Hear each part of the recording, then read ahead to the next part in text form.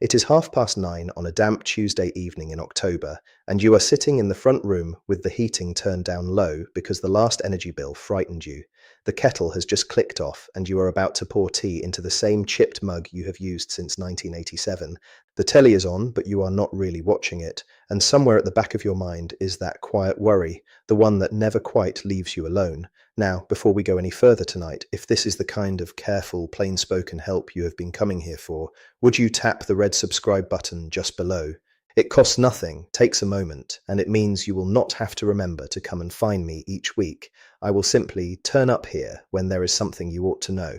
There is a particular sort of money I want to walk through with you tonight, and I want you to listen to what I am about to say very carefully. Not the lottery, not investments, not anything that needs you to take a gamble on a stranger at the door, just money that the government has already set aside, money you have probably earned the right to through years of quietly paying your tax, and money that, in countless homes up and down the country, is sitting there waiting for somebody to ask for it.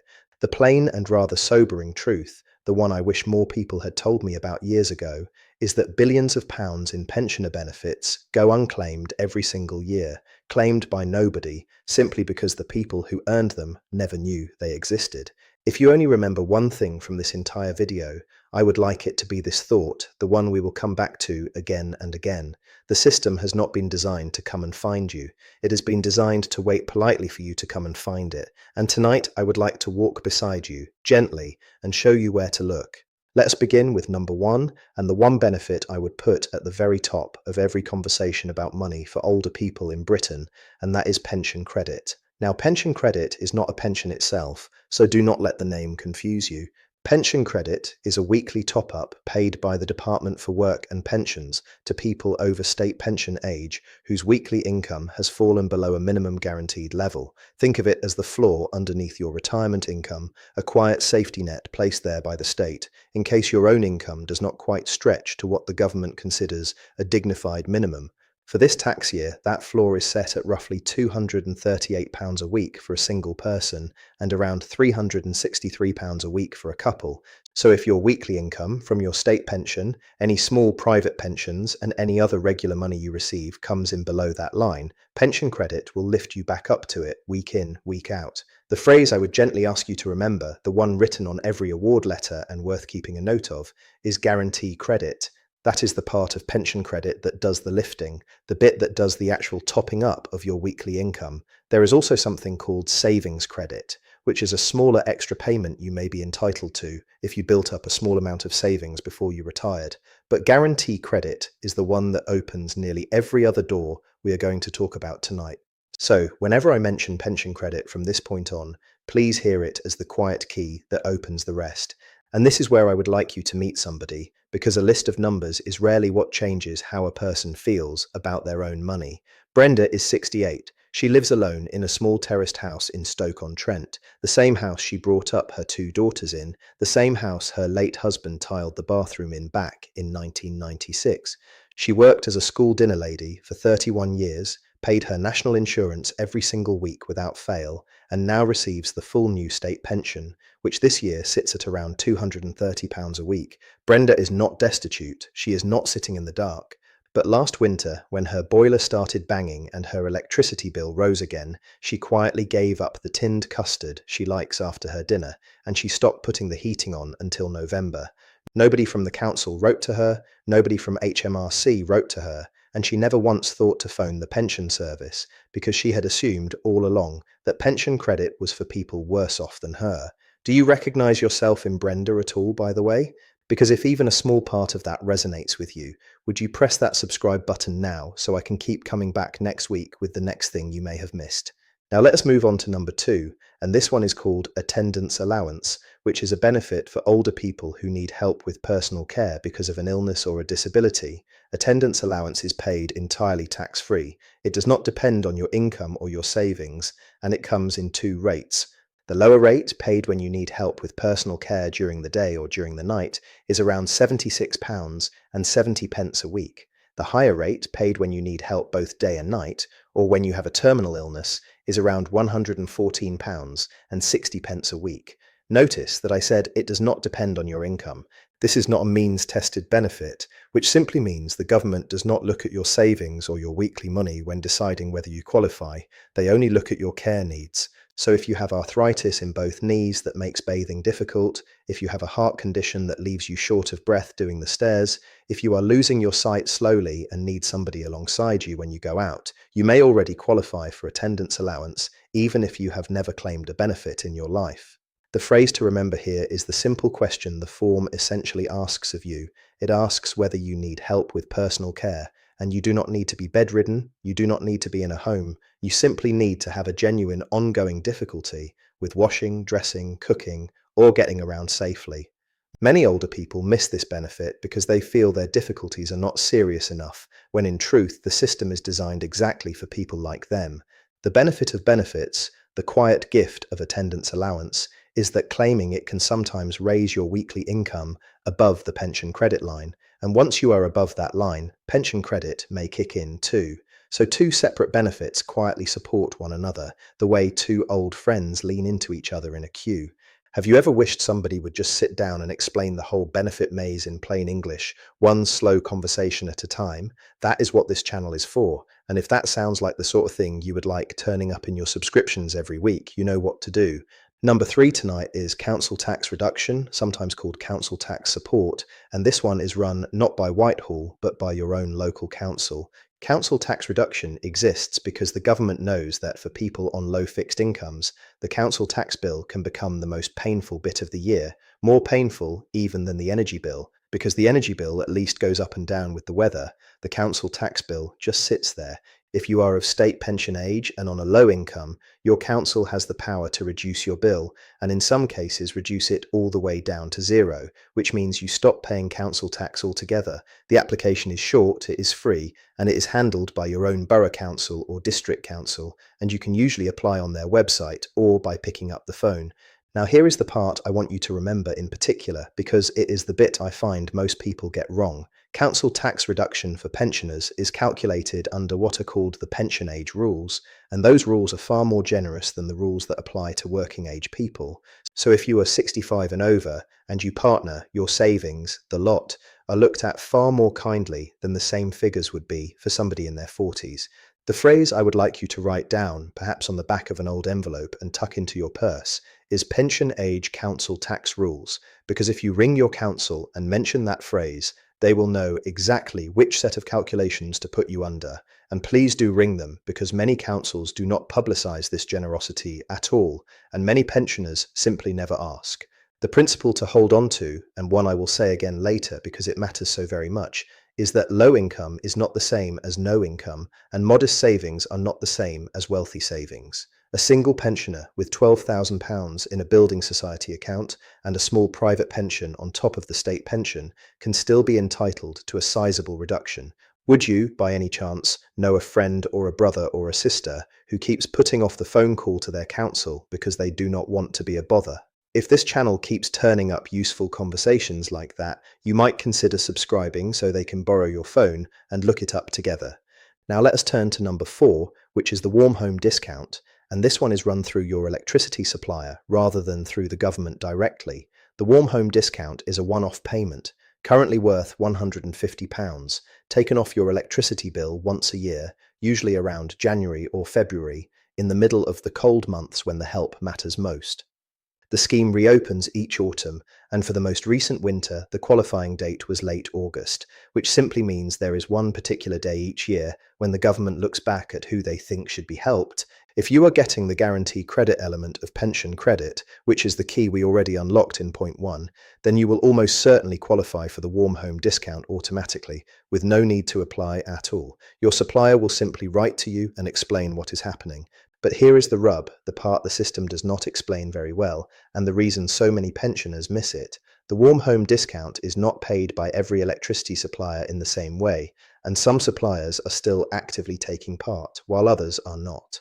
The phrase I would like you to remember is simply this: phone your electricity supplier and ask, in plain words, whether they are part of the warm home discount scheme. If you receive the guarantee credit, you should already be flagged in their system, but it does no harm to check because mistakes in paperwork cost nothing to fix in advance, but cost a great deal to discover in February. And if you have switched supplier in the last year, do please check because your warm home discount moves with you, but only if the new supplier is signed up to the scheme itself.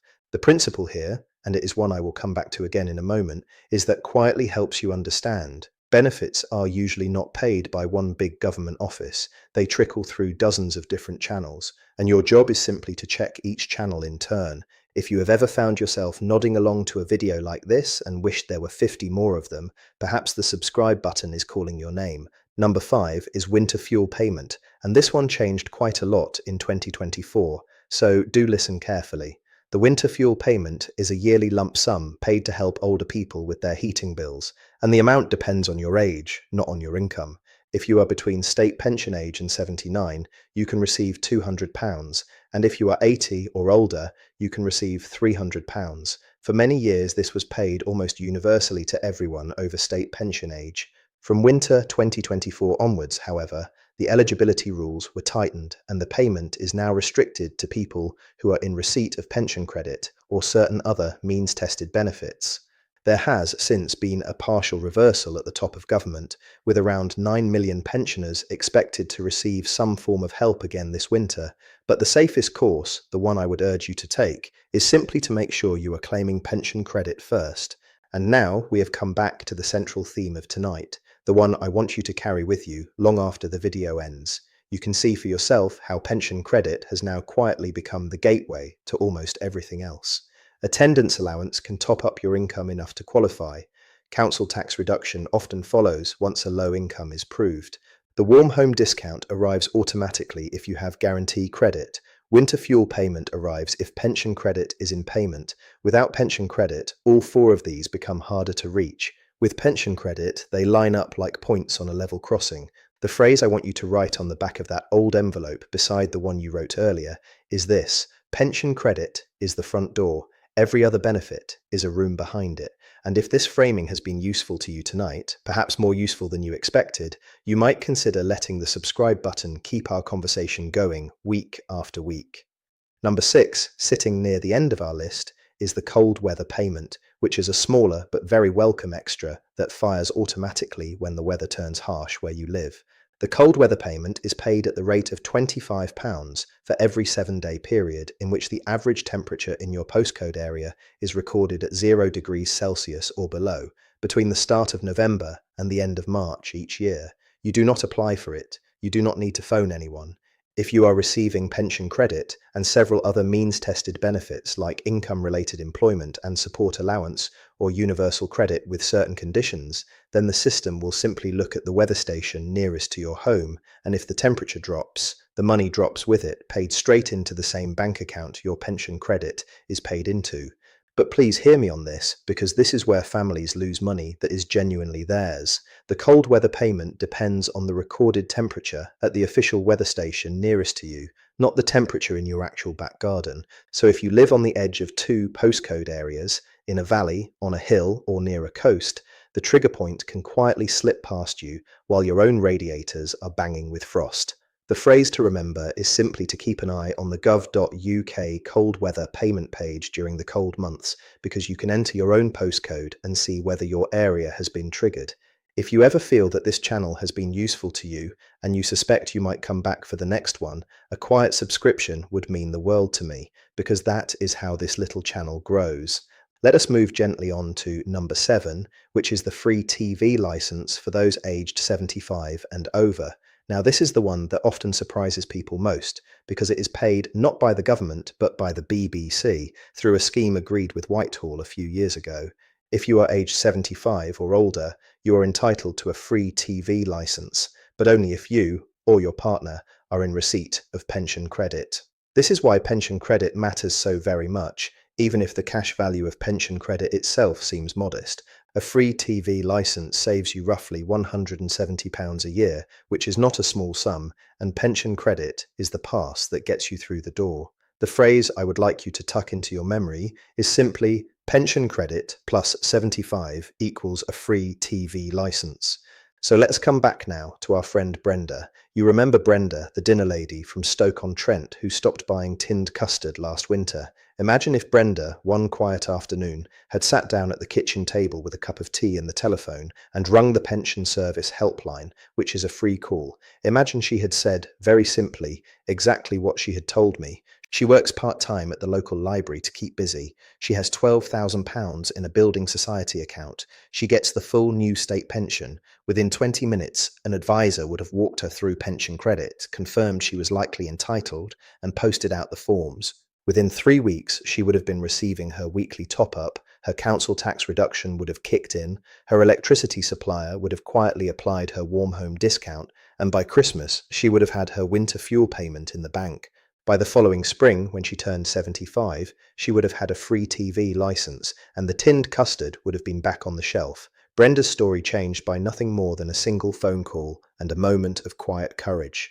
So let me leave you, gently, with a small ritual you can do this week, a kind of practical next step if anything you have heard tonight felt close to home. The first thing to do is to ring the Pension Service helpline, which is a free number, on a quiet morning when you are not rushed, and simply say that you would like to check whether you are entitled to pension credit.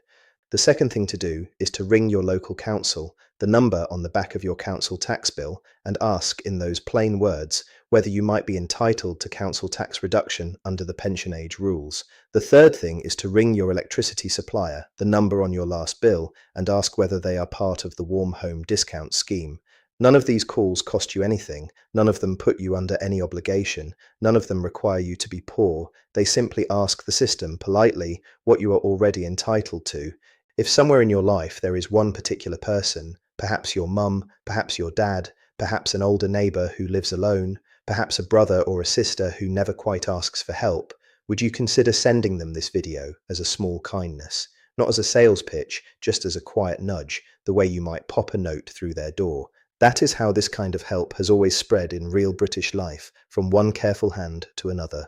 The image I would like to leave with you, the one I would ask you to carry gently in your head as you switch off the telly tonight, is the image of a row of old front doors on a British street, with quiet lights in the windows, and a small, kind letter waiting on every doormat.